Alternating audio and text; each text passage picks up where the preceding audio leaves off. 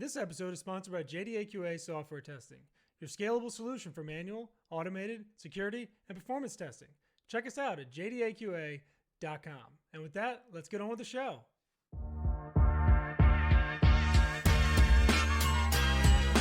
This is The First Customer, hosted by Jay Agnew.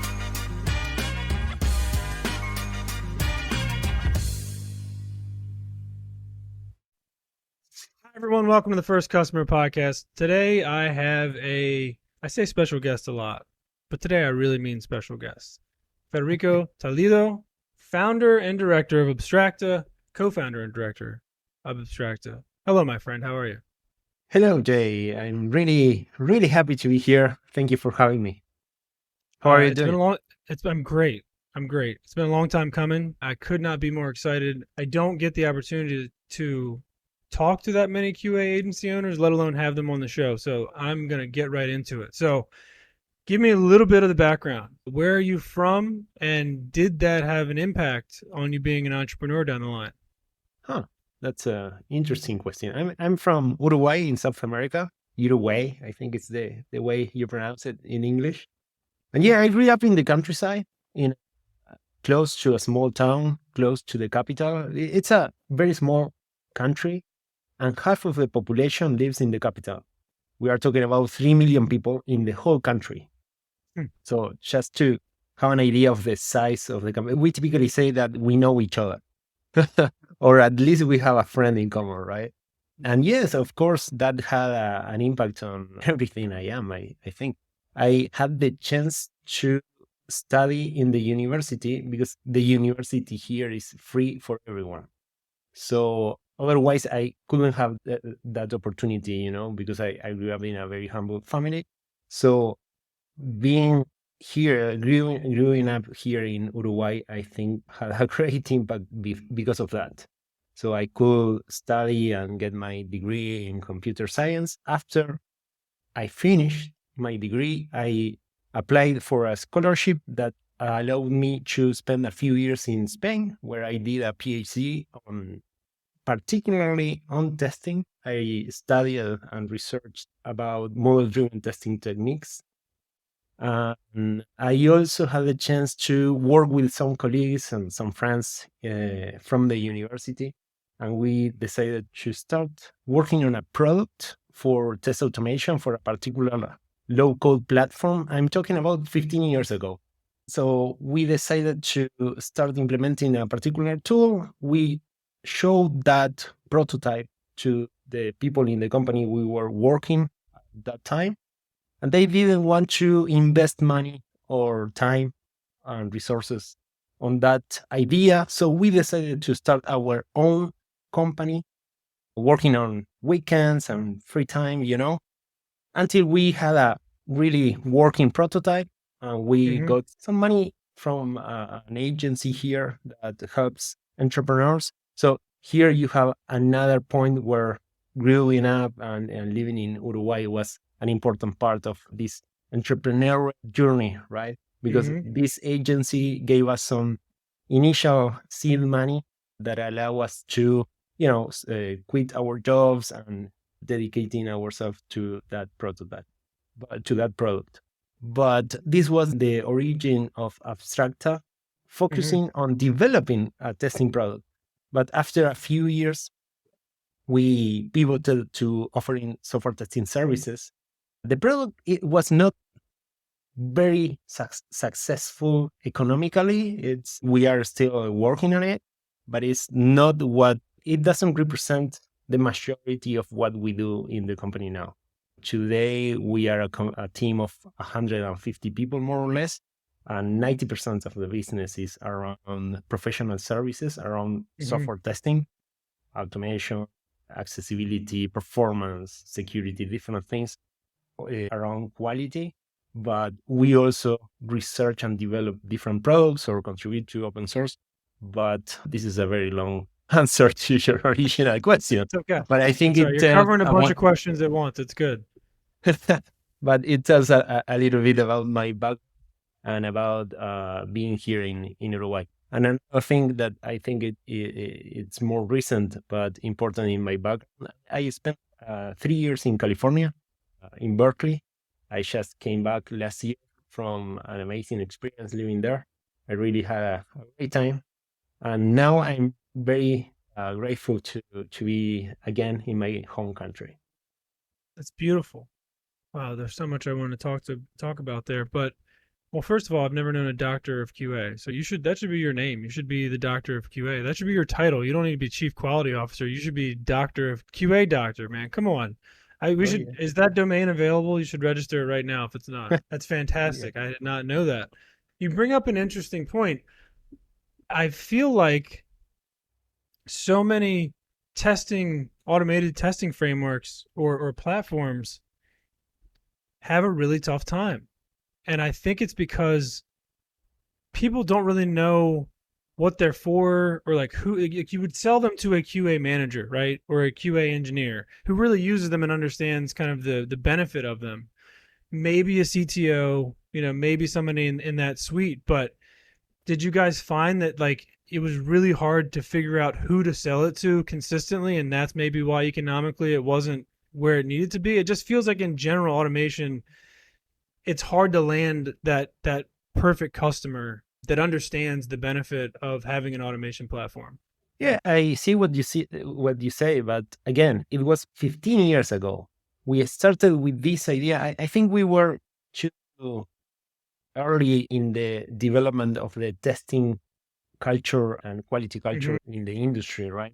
Because 15 years ago, we were talking about test automation, model driven testing, because our product was kind of a low code. And now you call it low code or scriptless. There are many names for that now. Right. But 15 years ago was a crazy idea. We got in love, we fall in love with the solution, but in the industry, people didn't see the problem as we saw it. So we had to evangelize more about software testing as a, to establish that base. And after that, continue talking about test automation. And after that, talking about our solution. Mm-hmm. Today, the industry, I see that the industry evolved to a point where test automation is more like a common practice. So it's easier to sell the idea because now everyone understands what it is. But 15 years ago, we had to explain and You to, do the education piece. You do the education piece and try to sell a product. That's tough, man. That's tough to do on any sort of budget, I think. yeah, exactly. But on the other hand, something really good that happened because of that, it was that we positioned the company as with certain expertise in the Mm-hmm. quality field, right? We were researching, we were developing products, we were ahead of the many other people in the industry. So that position, that idea helped us to build a brand that now it's helping us to find talent, people to work with us in this idea. And also, of course, opportunities to work with different customers around the globe.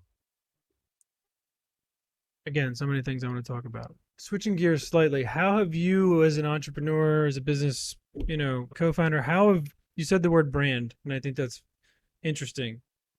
How has your personal brand, how have you tried to grow that while kind of trying to grow your business brand, and where do those things kind of intersect?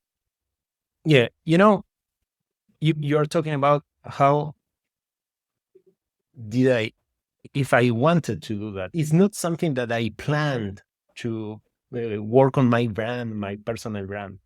What I really wanted to do since the beginning of the company was to share what we were learning. And that was a genuine spirit. We were learning about software testing. I'm talking about a small country with a small industry around the tech industry that is growing a lot and it's big for the size of the country, right? But in Latin America, we didn't have so much content, quality content in Spanish. Mm-hmm.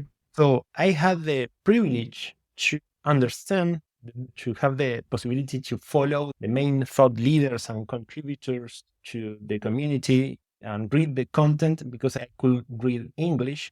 And one of the things that I wanted to do is to take this content, those learnings, and translate to Spanish with my interpretation, with my addition, right?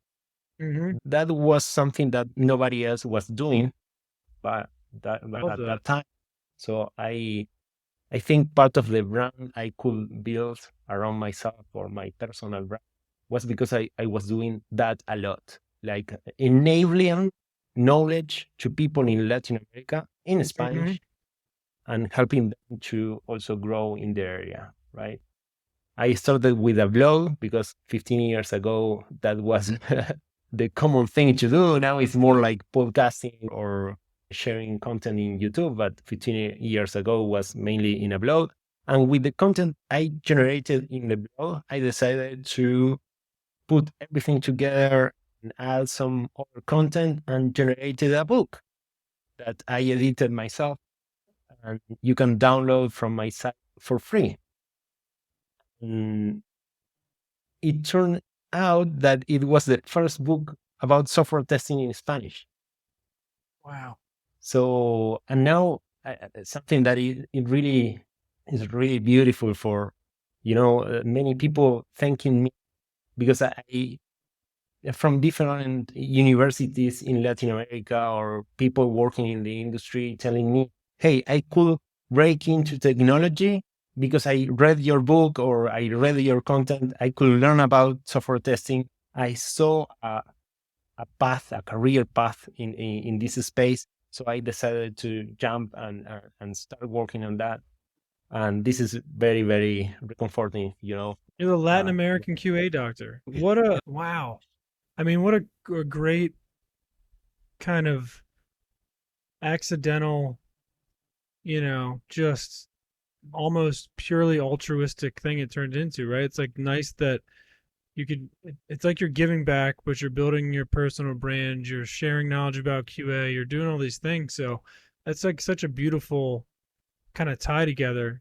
and now that I mentioned the different things, I'm thinking that because I received my education for free in this country, for me it's natural to decide to provide what I learned for free for others. Because I Right. know this is the way we can help each other to grow and get to better possibilities and opportunities, right?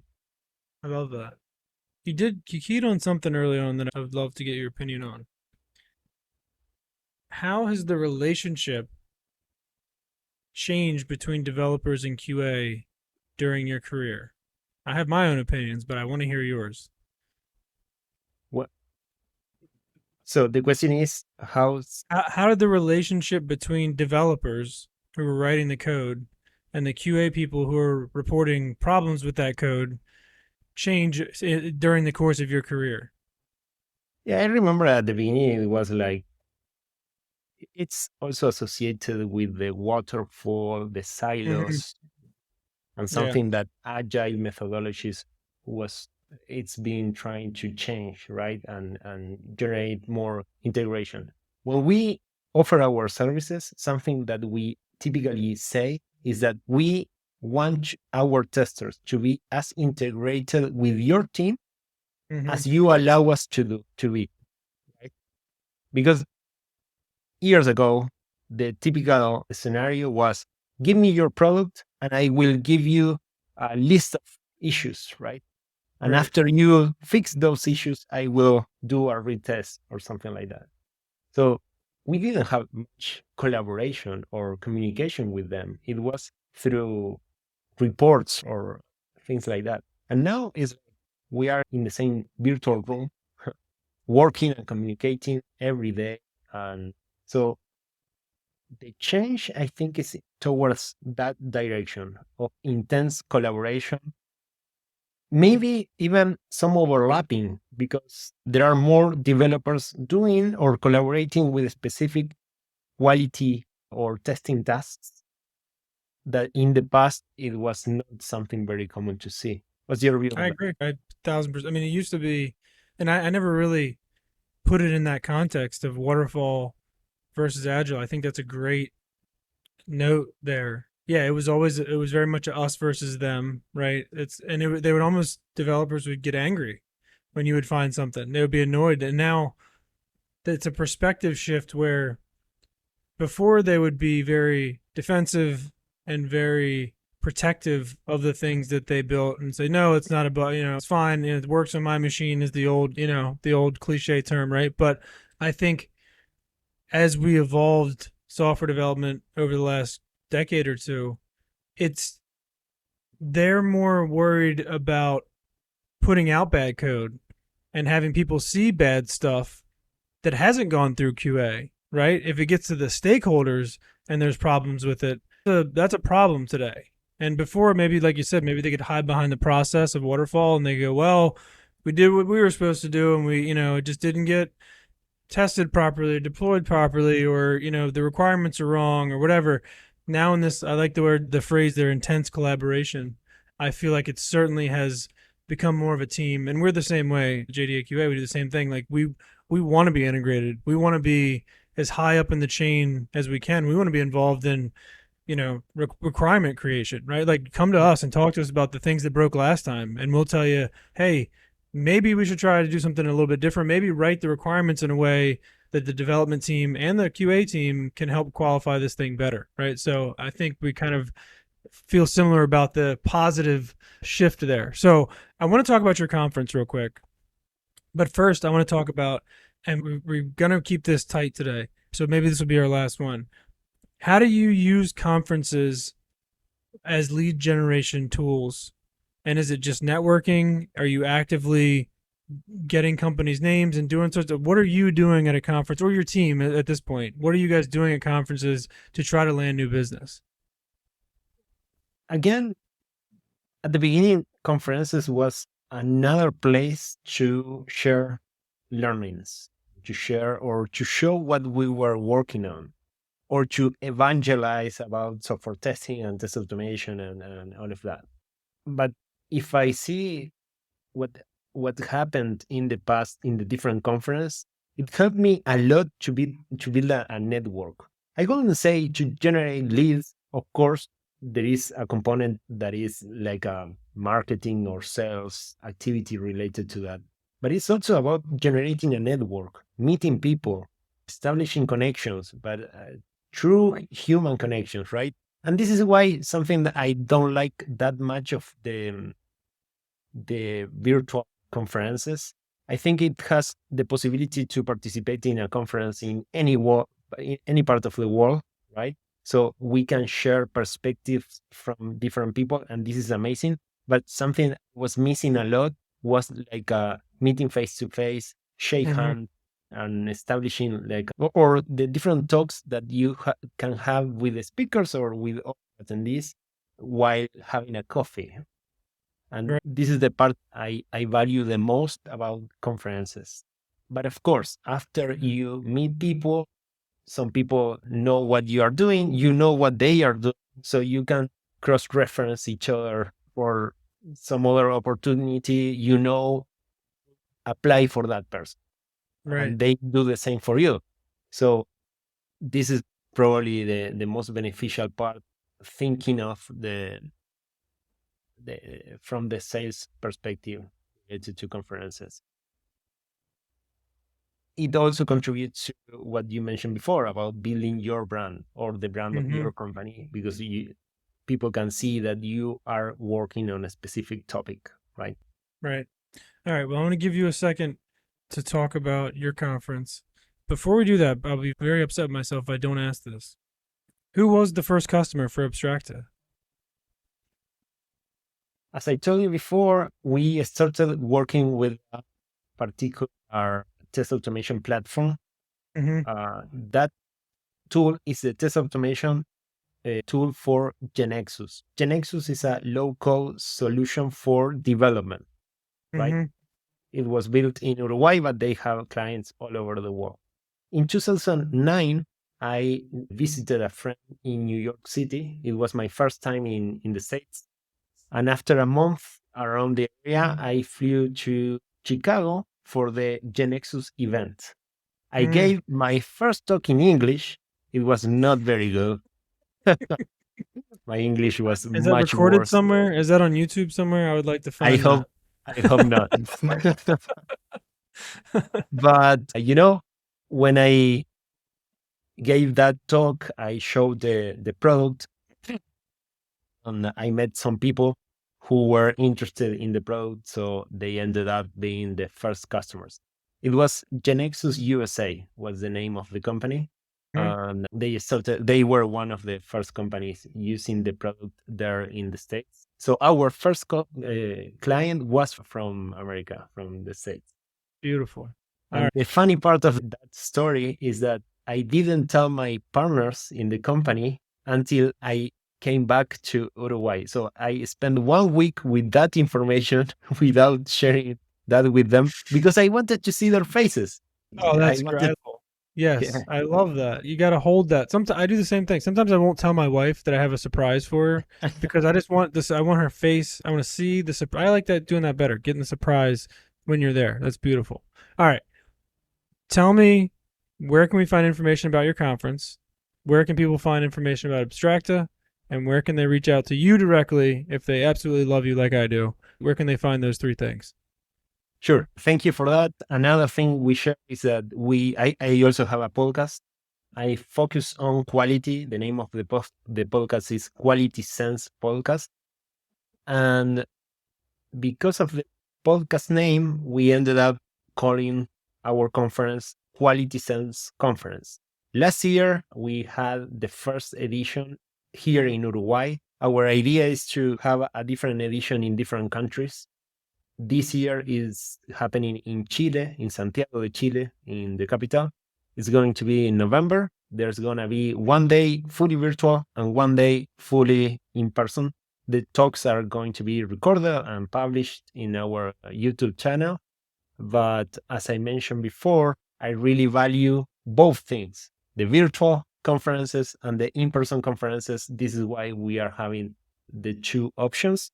And we already confirmed people from Europe, from United States, from different countries here in Latin America. So it's going to be an amazing conference. If you don't speak Spanish, don't worry. There's going to be more people speaking only English. The talks are going to be translated so you can enjoy the conference as a whole. You can find more information in qualitysenseconf.com. And you can find me in LinkedIn mainly, it's where I'm typically more active. I love to talk if you are interested in participating or learning more about the conference or anything related to testing, because I really enjoy talking about testing and the experience. I'm really happy to be here having this conversation with you, Jay. And I hope we can do this again in the future. Yes, I have a whole like 45, minutes or an hour of questions that we got to get through some other date, but I didn't know you were the doctor of QA, so that's what I'm going to call you from now on. I hope you're okay with that. Everybody, please check out Abstracta, check out the Quality Sense podcast and conference.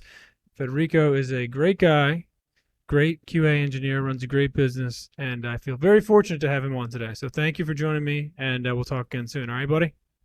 Thank you so much. See you, man. Bye bye.